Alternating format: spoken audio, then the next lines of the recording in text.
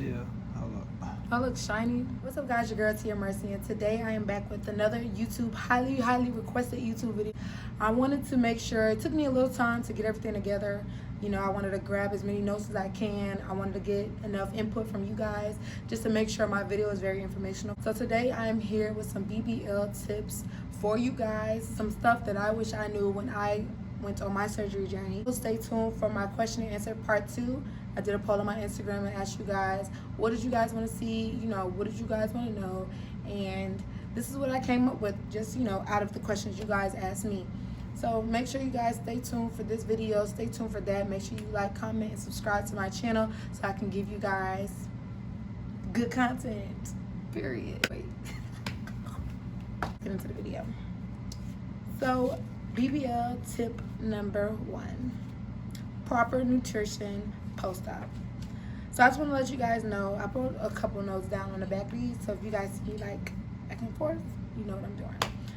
So I just want to let you know, book your recovery house. When you book your recovery house, make sure that you're looking at the food that they make. Make sure that you guys are seeing if it's something that you would like, because honestly, my recovery house, the customer service was great, it was clean, everything, but the food wasn't the best. But luckily I had my stepmom in Fort Lauderdale, and she came and she brought me some food. If not, I would have starved myself. So you guys make sure you check your recovery house, check the food, call, ask, and just see if it's something that you would like, because every recovery house serves different, you know, kinds of food. So make sure that you guys definitely check that out, because post-op nutrition is very important for your recovery. If you're not eating right, if you're not drinking the right amount of water, taking your vitamins, guys, your recovery process can be very hard and very slow. So make sure you check that out. Tip number 2, keep clean, okay? You want to keep it clean. Your immune system is low. After surgery, your immune system lowers drastically. So you have to keep everything as clean as possible so you can avoid having any infections or getting sick. A lot of people go and get their surgeries done in the winter months and the cold months because, you know, you have to wear, you know, your FAJAS, your foam board, your ab boards, all that, Lipo foam boards, all that. So just make sure you guys keep as clean as possible, because your immune system is going to be low. You guys want to avoid getting sick. Make sure you take your vitamins, spray Lysol, hand sanitizer, or even get a UV light if you want to disinfect objects like your phone, and, you know, car handles, and so forth and so on. Guys, tip number 3, increasing your hemoglobin level. Your hemoglobin levels. Hemoglobin. Okay. Take 3. Guys, I just want to let you know your hemoglobin levels are very important when going into surgery. Not too high, but high enough, or you're gonna have to go on to a cell saver. You know, a lot of surgery centers are different, but to range, it's about $550. So I use FAJAS. It is 150 milligrams of iron in its most absorbable form. I took it twice a day, 2 hours before my meals with vitamin C, and after a week and a half, I started taking it 1 time a day. So my hemoglobin went from an 8 to a 14.4. So make sure you guys get them hemoglobin levels right even before you start and pay for your labs, because if your hemoglobin is not right and you have to fix it before your surgery, you're gonna have to go get that hemoglobin test over again. Tip number 4, realistic expectations. So you can't come into a doctor's office and show them a wish pick if that wish pick is not your body type. A lot of people want to show, you know, they show pictures of girls that doesn't have their same body shape. And ask your doctor for something that's impossible. A couple things you need to ask yourself: are you healthy enough to undergo this surgery? This type of surgery is a very hard thing on your body. So you need to make sure you're healthy enough to be able to undergo something like this. After your surgery, you're gonna be in a lot of pain. You're losing a lot of blood, a lot of fluids out of your body. You're gonna be dehydrated. You need to make sure that you're healthy enough. That's the most important thing. That's why you have to go get so many labs done, because they don't want anything to happen to you while you guys are in the operating room or even after. Also, last but not least, you need to ask yourself, will you need multiple rounds of surgery to get the look that you want? So, like I said, let me kind of explain it a little bit. When you get your body done and they take the fat out of your body, it's only so much fat that they're able to take out of like your 360 area in your arms, or if you want to get your arms lipoed or your thighs. It's only so much fat they can take out of it. So when they inject it into your butt and into your hips, your skin can only stretch but so much. So if they put too much fat into it, it's gonna start ejecting out of your incisions. So that's why, you know, you can't, you know, you just gotta really see what your body is. Ask your doctor when you go into your your pre-op appointment. Ask, hey, this is what I want to look like. This is what I want. Is this reasonable? Can this happen? Can you make this happen? You know what I'm saying? So a lot of people want like really, really big butts. You're gonna have to go into surgery a couple times to get that, like at least twice, to get the look that you want. Tip number 5, picking your doctor. So like I said before, you need to ask yourself, does his clients match my body frame? You have to pick your doctor off of your body frame. I pick my doctor off of seeing his work and seeing like, okay, he works with petite girls, he works with skinnier, you know, skinny BBL clients. Tip number 6, stay hydrated. Please, please, please, guys, stay hydrated. After your surgery, like I said, you're losing a lot of fluid, a lot of blood. You want to stay as hydrated as possible, you know, so you don't fall out, especially during your massages.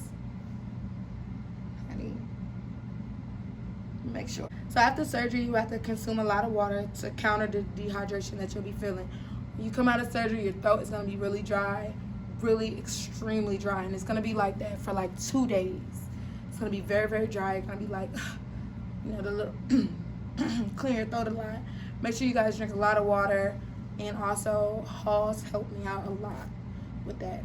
And also another thing I used, I put some Mio Energy into my water bottles. So tip number 7, any of my dolls going to the Dominican Republic, I just want to let you guys know, bring your own water, okay? Because the water in DR doesn't taste like the water in the United States, so it's not going to be something that you're used to. So make sure if you're going to get your surgery done in DR that you go and get your own, bring your own water with you.